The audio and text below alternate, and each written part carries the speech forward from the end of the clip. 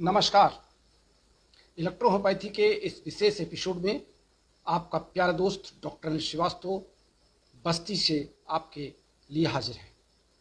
बहनों और भाइयों, मेरे प्यारे इलेक्ट्रोहोम्योपैथिक चाहने वाले सभी देशवासियों, इलेक्ट्रोहोम्योपैथी एक बहुत ही क्रांतिकारी चिकित्सा पद्धति है।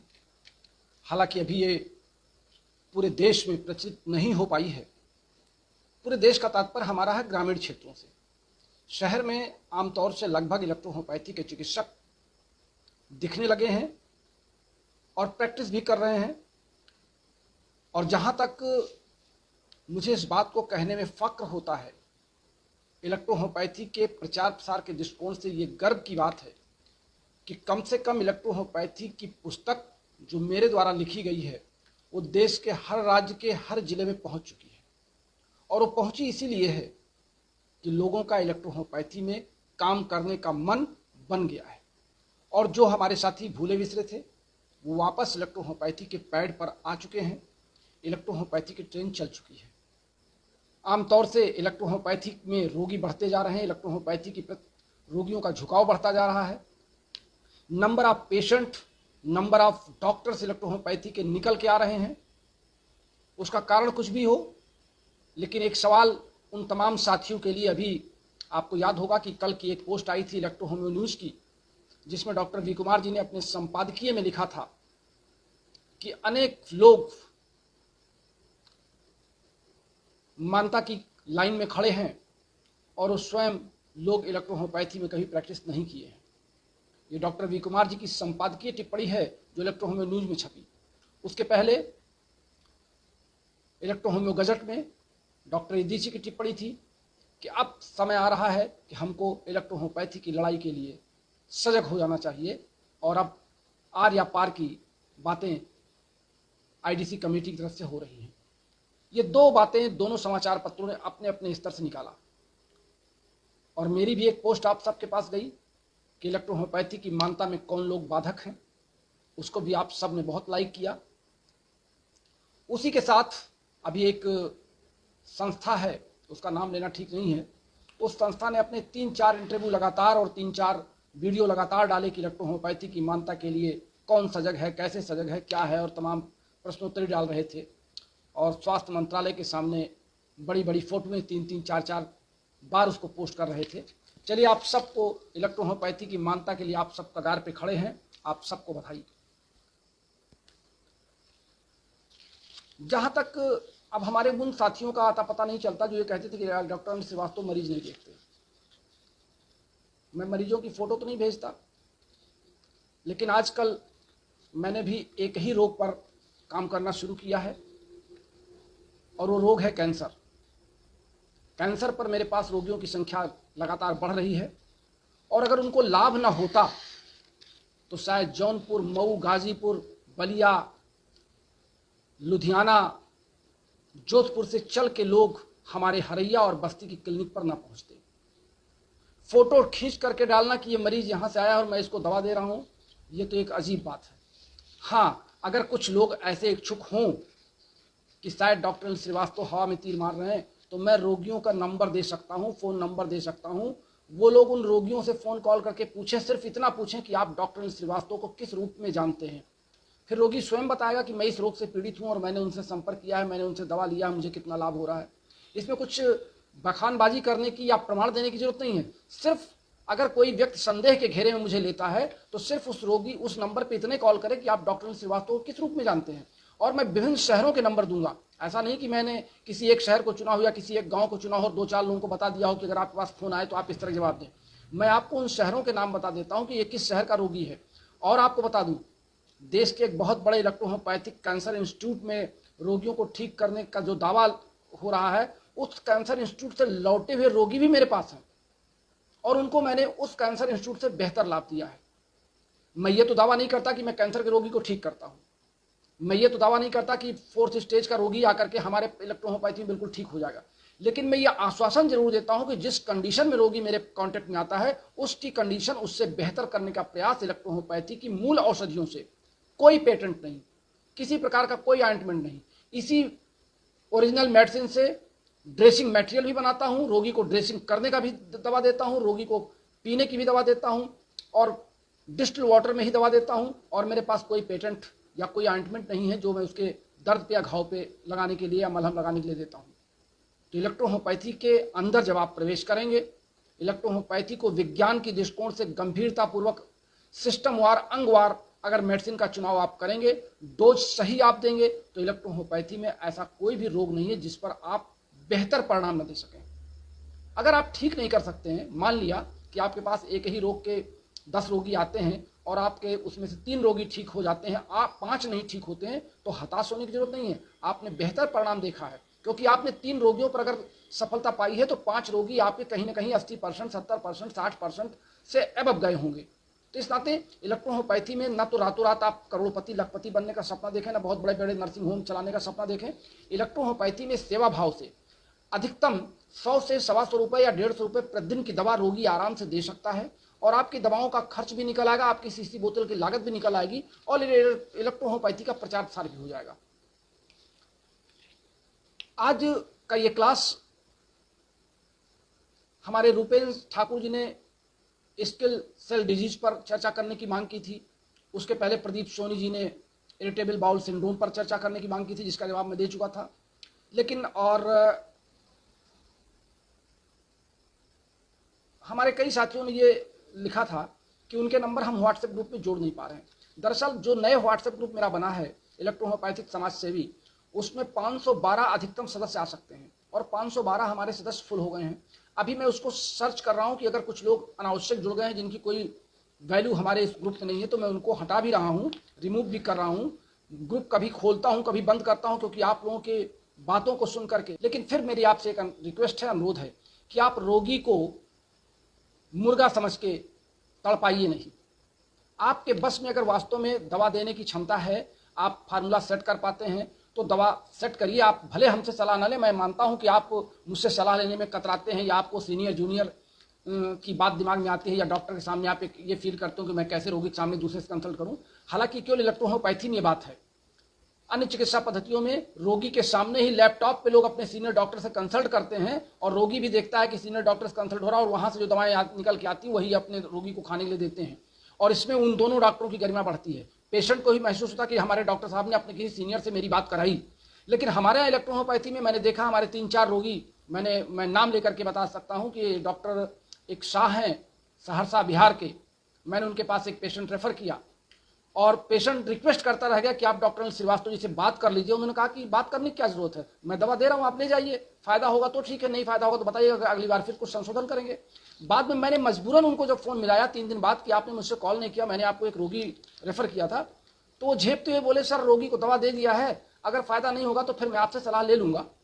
तो जब आप इस तरह की भाषा रोगी से कहते हैं तो लगता है कि जैसे आपको ये लगता है कि आप अपने आप में हमसे बात करने में आपको झेप महसूस हो रही है। अरे आप रोगी के साथ, जब रोगी मेरा संपर्क लेके आपके पास गया ही है कि डॉक्टर श्रीवास्तव ने आपका नंबर दिया, उन्होंने आपके पास भेजा है, तो फिर मुझसे अगर आप बात करने में कतरा रहे हैं तो इसका अर्थ तो बहुत दूसरा हो जाता है कि आप इलेक्ट्रोहोम्योपैथी में वास्तव में बहुत बड़े चिकित्सक हैं और आप स्वयं सक्षम हैं, और सक्षम है तो फिर आप उस संबंधित रोगी को लाभ दीजिए। मैं भी आपकी तारीफ करूंगा और ये वीडियो के माध्यम से आपकी सबकी तारीफ होगी।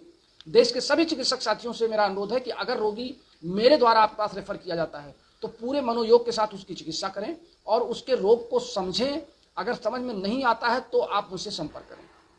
आप खुला अमाउंट है कि आप 200 रुपया रोगी से हमारे कंसल्ट फीस ले लीजिए, आप जो दवा का दाम दे रहे हैं उसी में जोड़ के लीजिए और हमको भेजिए। हम कंसल्ट तो कोई फ्री देता नहीं है, कंसल्ट मैं दूंगा चाहे मैं रोगी से ही बात करके दूं या आपको दूं, तो मेरी तो कंसल्ट फीस तो मुझे मिलनी चाहिए उतनी। तो ये तो टू बी वेरी फ्रैंक, इसमें कोई छिपाने की बात नहीं है। लेकिन दवा का दाम तो मैं आपका नहीं सेट करता, आप अपने लोकल परिस्थितियों के आधार पर, वहां के एटमॉस्फेयर के आधार पर, अपनी दवा की लागत के आधार पर, अपनी मेहनत के आधार पर आप दवा का दाम दीजिए। रोगी अगर देने में सक्षम है तो रोगी आपको दवा देगा ही, आपकी दवा लेगा ही।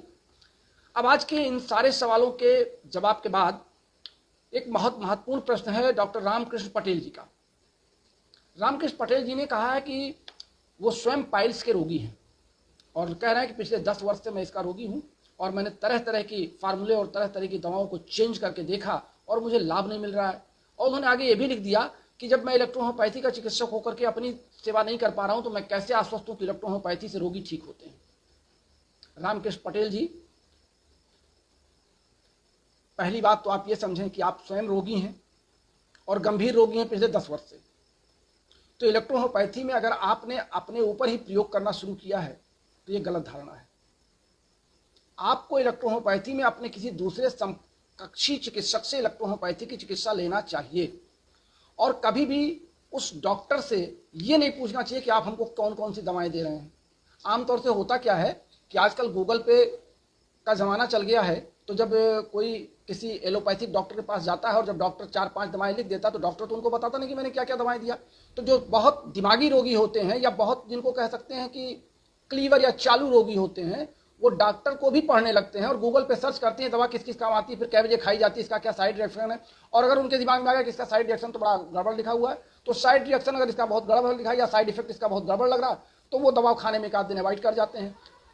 फिर डॉक्टर के पास जाएं ना जाएं, वही स्थिति हमारे यहाँ इलेक्ट्रोहोम्योपैथी में भी है कि हमारा डॉक्टर जब पहुँचता है, डॉक्टर साहब आप क्या दे रहे हैं इसमें, जरा हमको दवा बता दीजिए। आज हमारे पास एक जो रोगी मऊ से कैंसर का आया था, उसके साथ एक कोई उनके मित्र थे, उन्होंने कहा अपना पर्चा दे दीजिए हमको। हमने कहा पर्चा आप क्या करेंगे? बोले मैं पढ़ूंगा आप कौन सी दवा दे रहे हैं। मैंने कहा मेरी दवाएं सामने, इनका नाम सामने है, पर्चा जो मेरा पैड सामने है, और इस तरह के दसियों नहीं बल्कि 50 रजिस्टर मेरे भर चुके हैं, और ये सरकारी रिकॉर्ड है, जब सरकार मांगेगी तो मैं इन्हीं को उठा उठा के दूंगा। पर्चा वर्चा तो मैं कोई छपाता नहीं हूँ, यूट्यूब पर हूँ, फेसबुक पर हूँ, पूरी दुनिया और पूरा देश मुझे जान रहा है। इससे ज़्यादा परिचय अनिल श्रीवास्तव का आप क्या लेना चाहते हैं? MSc हूँ, MD EH हूँ, नेचुरोपैथी से भी पढ़ा हूँ, और आपको क्या बताऊँ? तो कहे नहीं मैं जानना चाहता था इन दवाओं का क्या डोज है, क्या नाम। हमने कहा फिर उसके लिए आप पूरा क्लास ले लीजिए। तो रामकृष्ण पटेल जी, आप अपनी दवा किसी अपने सक्षम इलेक्ट्रोहोम्योपैथिक चिकित्सक से कराएं, और अगर आप स्वयं करना चाहते हैं तो पाइल्स के जो फार्मूले मेरी बुक में लिखे हुए हैं आप उनका प्रयोग करें। आपने लिखा है कि आपने 80 ड्रॉप तक लिया है। मेरे भाई आप क्रॉनिक हैं, 10 वर्ष से आप हैं, और क्रॉनिक रोग में मैंने आपसे कहा है कि आप 10 ड्रॉप से शुरू करें। 10 to 20 ड्रॉप के क्रॉनिक रोग का एक लिमिट है, या एक इसको हम कह सकते हैं क्राइटेरिया मैंने बना रखा है अपने 450 ml के फार्मूले से। एक्यूट रोग में आप डोज बढ़ाइए, एक्यूट रोग में। लेकिन जब रोग क्रॉनिक हो जाता है तो आप जब उसका टाइम ऑफ ड्यूरेशन बढ़ गया तो आपकी दवा भी बहुत धीरे धीरे जाकर के सारे ऑर्गन्स को कवर करेगी, तो आपको वहां पे 10 डोज लेना है। अब पाइल्स आपने लिखा है कि पाइल्स में पानी रिश्ता रहता है, तो वो जो पानी आ रहा है वो लिम्फ का पानी आ रहा है। वहां पर ब्लड का जमाव नहीं है आपके मस्सों पर, बल्कि लिम्फ है, और वो मस्से आपके फट जाते हैं आपके टॉयलेट के समय, और वहां से लिम्फ का रिसाव होने लगता है। ब्लड अगर होता तो ब्लड आता। अब ये भी हो सकता है कि कुछ मस्से बाहर की ओर लटके और कुछ अंदर की ओर लटक के चले गए हों, जिसको आप फिस्टुला मान सकते हैं। तो अंदर की ओर जब प्रेशर होता होगा तो उससे भी प्रॉब्लम होती होगी। और आपको जान के ताज्जुब होगा कि कैंसर के साथ साथ मैं पाइल्स पर भी शोध कर चुका हूँ। कैंसर पर तो मेरा शोध चल ही रहा है, पाइल्स के मेरे पास बहुत से रोगी हैं, और आज तक कोई मेरा ऐसा रोगी नहीं रहा जिसने कहा हो कि पाइल्स से मुझे लाभ नहीं मिला। हम पाइल्स में ज़्यादा दवाओं को देते ही नहीं हैं। आप केवल यस्टन और यस्लास, ये रात में सोते समय गुनगुने पानी में यस्लास के साथ यस्टन लीजिए। आमतौर से जो हमारे पुराने चिकित्सक हैं या पुराने लेखक हैं किताबों में लिखते हैं कि यस्टन को भोजन के बाद में और स्लास को सोते समय लें, लेकिन मैं यस्टन और स्लास एक साथ देता हूं। और C8/2 ये हम भोजन के पहले देते हैं। L3 के साथ हम C3, S5 और C7 देते हैं, जिसमें B मिला देते हैं। तो ये जब हम देते हैं भोजन के बाद दिन में 3 बार, तो जो अगर वहाँ पे ब्लीडिंग हो रही है या वहाँ पे ब्लड का सर्कुलेशन प्रॉपर उसी तरफ बना है तो रुक जाता है। कैंसर के रोगी में भी यही स्थिति है, जब ब्लीडिंग नहीं बंद होती। आज मेरा जो एक रोगी आया था जो पिछले डॉक्टर से कहीं से दूसरे चिकित्सा पद्धति से लेके दवा आए थे, और उनकी ब्लीडिंग नहीं बंद होती थी। उनके यहाँ पर घाव है, ये पूरा का पूरा जबरदस्त घाव है, और वो ब्लीडिंग कंटिन्यू रहती है। तो उन्होंने कहा कि जो मैं आपकी दवा लेके गया था, जब मैं उससे कॉटन भिगो करके रखता था तो ब्लीडिंग बंद हो जाती थी, लेकिन बीच में चूंकि कांवरिया के नाते मार्ग हमारे बंद हो गए थे, 4 दिन में कोई हमसे संपर्क नहीं कर पाया, तो 4 दिन उनके पास पिछले डॉक्टर की दवा रखी, तो उन्होंने जैसे लगाया तैसे ब्लीडिंग फिर शुरू हो गई। तो आज मैंने उनको फिर बताया कि आपको ड्रेसिंग मटेरियल पर इसको गॉज में भिगो करके सिर्फ रख देना, और जब तक सूख न जाए तब तक आप इसको ना हटाएं। और फिर घाव पर, कैंसर के रोगी का अगर घाव आपको दिख रहा है तो कोशिश करें कि आप हल्दी ले लें और S5B और G ले लें 10-10 ड्रॉप, और उसको आपस में एक पेस्ट बना करके उसके घाव पर बाद में लगा दिए। बाद का मतलब पहले आप S5B और G के वाटर में कॉटन भिगो करके घाव पर रख दीजिए, और बाद में जब वो कॉटन सूख जाए तो उसको हटा करके हल्दी का लेप उस पर लगा दीजिए। इससे बैक्टीरियल इन्फेक्शन बाहर से नहीं होगा और हल्दी के नाते उस पर कवरिंग होगी, चूंकि हल्दी आपके एक अच्छी औषधि के रूप में है और उसकी हम अवहेलना नहीं कर सकते हैं, चूंकि ये बाहर से ऑइंटमेंट हम बनाते हैं और हल्दी आपके इलेक्ट्रोहोम्योपैथी का एक प्लांट भी है, उसका एक फैमिली है, उस फैमिली के कई पौधे इलेक्ट्रोहोम्योपैथी में यूज किए जाते हैं, इस नाते हम इसको अवॉइड नहीं कर सकते हैं। तो तरीके हैं ट्रीटमेंट के, मैनेजमेंट के तरीके हैं। अब मैनेजमेंट में आप कोई कहे कि बीपी नहीं नापा जाता, थर्मामीटर नहीं लगाया जाता, भाई मैनेजमेंट अपने अपने हैं, मैनेजमेंट के तरीके सबके होते हैं और उस मैनेजमेंट के तरीके से हम ट्रीटमेंट करते हैं। तो इलेक्ट्रोहोम्योपैथी में हम दवाओं के डोज को अगर सही कर ले जाएं, अब डोज अगर बहुत भारी आदमी है, हैवी वेट का आदमी है, तो हैवी वेट के आदमियों को पाइल्स के रोगी ज्यादा मिलते हैं। बॉडी वेट जिनका बढ़ता जाता है या आलसी लोगों को पाइल्स के रोगी ज्यादा मिलते हैं, या एक स्थान पर लगातार 8 घंटे 10 घंटे बैठ करके काम करना, चेयर्स पर काम करना, उनके खाने पीने का समय नहीं है, उन लोगों को पाइल्स के रोगी ज्यादा दिखाई पड़ते हैं। ज्यादा राइडिंग करना, राइडिंग का मतलब मोटरसाइकिल और स्कूटर का लॉन्ग ड्यूरेशन चलाना, 3-3 4-4 घंटे तक आप चलाए जा रहे हैं, तो होता क्या है कि वहां एनस के पास की सारी नर्व्स अंदर की ओर दबी रहती हैं और पानी की मात्रा आपके बॉडी में कम हो जाती है, जिससे जब आप राइडिंग से उतरते हैं तो फिर एक बैग वहां पर आपकी जो वेंट्रिकल्स हैं वो आपके खुल जाते हैं और वहां पर वेंस में रक्त का प्रभाव तेज हो जाता है, जिससे वहां पे मस्से फूल जाते हैं। तो पहली चीज तो आप रामकृष्ण पटेल जी अपने भोजन की व्यवस्था आप ये कर लें कि आप अपने भोजन में गेहूं के साथ चना पिसवा लीजिए और छिलके सहित। आटा आपके घर में छनना नहीं चाहिए, उसको छाना ना जाए। मोटे अनाज को आप लें, कोशिश करें कि आप हरी साग सब्जियों में तरोई है, पालक का साग है, और ये जिसको आप घिया तरोई कहते हैं, और हम लोगों के यहाँ एक ग्वाल सेम आती है, ग्वाल फली पतली पतली जिसमें रेशे बहुत होते हैं, और एक आती है कांटेदार परवल की तरह सब्जी होती है जिसको उत्तर प्रदेश में खेक्सी कहते हैं, आप क्या क्या कहते हैं मैं नहीं जानता। हरी हरी बड़े बड़े से होते हैं, ऊपर कांटेदार निकले होते हैं, उसमें अंदर बीज बड़े बड़े होते हैं परवल की तरह, उसकी भी सब्जी आप खा सकते हैं। दाल का सेवन आप सुबह कर सकते हैं, गर्म दूध ले सकते हैं। ये सब करने से आपकी इंटेस्टाइन का जो कॉन्स्टिपेशन है वो दूर होगा, और कॉन्स्टिपेशन को दूर करने के लिए हमने यस्लास और रेस्टन आपको बता दिया है। भोजन को सूचित करें और पानी की मात्रा कम से कम 8 लीटर आपको पीना है। आपका बॉडी वेट तो मैंने नहीं देखा है, आपका बॉडी फीचर भी नहीं देखा, चूंकि आपने कभी वीडियो कॉल मुझे नहीं किया, लेकिन मैं ये मान के चलता हूँ कि आपको कम से कम 6 से 8 लीटर पानी पीना चाहिए। और इस तरीके से पी करके जरा आप अपनी दवा करके हमको बताएं कि आपकी स्थिति क्या है, 15 दिन बाद आप हमको बताएं। तो आज के लिए बस इतना ही। आज हमने पाइल्स पर आपसे चर्चा कर लिया, आप सबकी शंका का समाधान कर। हमारे सभी साथी जो रोगी देखते हैं, अगर रोगी से उनको कोई दिक्कत आ रही है तो वो हमसे वीडियो कॉल करा सकते हैं हमारे परामर्श शुल्क 200 रुपये के साथ। और अगर आप स्वयं सक्षम हैं तो मैं आपको शुभकामनाएं देता हूं, बधाई देता हूं कि आप इलेक्ट्रोहोम्योपैथी की ज्योति जगाए रखें, बनाए रखें। देशवासियों पर इलेक्ट्रोहोम्योपैथी का प्रभाव आप छोड़ते जाएं और इतना ज़्यादा इलेक्ट्रोहोम्योपैथी कूद जाए जैसे अब आपको तो लगता है कि नहीं लगता, मुझे लगता है। दिन भर में अगर मैं अपने दोनों फ़ोन कॉल पर, मेरे जो 97 और ये दोनों फ़ोन मिला करके दिन भर में 100 से 150 कॉल पूरे देश के विभिन्न कोनों से आते हैं। और कॉल क्या रहता है, सर आप इलेक्ट्रोहोम्योपैथी के डॉक्टर अनिल श्रीवास्तव जी बोल रहे हैं? जी हाँ बोल रहा हूँ सर, मेरा ये रोगी है, इस रोग से संबंधित है। आप कहाँ से बोल रहे हैं? फिर वो अपना शहर बता रहा है, कोई राजस्थान से, कोई पंजाब से, कोई हरियाणा से, कोई जयपुर से बोल रहा है, तो कोई सिक्किम से बोल रहा है, कोई गोवा से बोल रहा है। तो मुझे लगता है कि जब इस तरीके की एक हुजूम पूरे देश में चल रहा है तो निश्चित रूप से इलेक्ट्रोहोम्योपैथी को जानने वालों की संख्या देश में बढ़ रही है। और यही एलआईयू की रिपोर्ट भारत सरकार के स्वास्थ्य मंत्रालय को जाती है, क्योंकि सोशल मीडिया पे जो बोला जाता है, सोशल मीडिया तो ऑलरेडी अंडर चेकिंग है, इसमें मैं बोल रहा हूं, तो सोशल मीडिया का जो सेल है वो हमारे इस पूरे वीडियो को बड़े ध्यान सुन रहा है और इस वीडियो को टेप करके, रिकॉर्डिंग करके वो संबंधित विभागों को भेजते हैं जहां से उनका संबंध होता है। तो मेरा तो स्वास्थ्य मंत्रालय संबंध है, तो स्वाभाविक है कि स्वास्थ्य मंत्रालय पर मेरी बातें जाती होंगी। और मैं इसी वीडियो के माध्यम से स्वास्थ्य मंत्रालय से भी आग्रह करना चाहता हूं कि इलेक्ट्रोहोम्योपैथी को अधिक से अधिक बढ़ावा दें। हमारे रोगियों के फोन कॉल नंबर लें, उनसे आप बात करें, हमारे इलेक्ट्रोहोम्योपैथिक चिकित्सकों के फोन नंबर हमसे लें, आप उनसे बात करें और देखें कि इलेक्ट्रोहोम्योपैथी देश में कितनी गूंज रही है। फिलहाल आज के लिए इतना ही। चलते चलाते हमारा फोन कॉल नंबर हमारे नए श्रोताओं के लिए 9793252355, और जिनको हमारी बुक मंगानी है, हमारी दोनों बुकें एक साथ बाइंडिंग में 28 रुपये में जा रही है और अलग अलग 1650 और 1350 की जा रही है। अभी पिछले दिनों तक जो बुकें गई थी, आज हमें राजेंद्र प्रसाद जी जूही भिवानी ने दोनों किताबों की मांग की, उनकी दोनों पुस्तकों की बाइंडिंग हो चुकी है और ये कल सुबह यहाँ से निकलेगी। और दूसरे हमारे सज्जन हैं देवेंद्र शर्मा, मैटी इलेक्ट्रोहोम्योपैथिक क्लिनिक, ये कोहड़वल रोड कृष्णानगर निचनौल के हैं, ये नेपाल बॉर्डर से।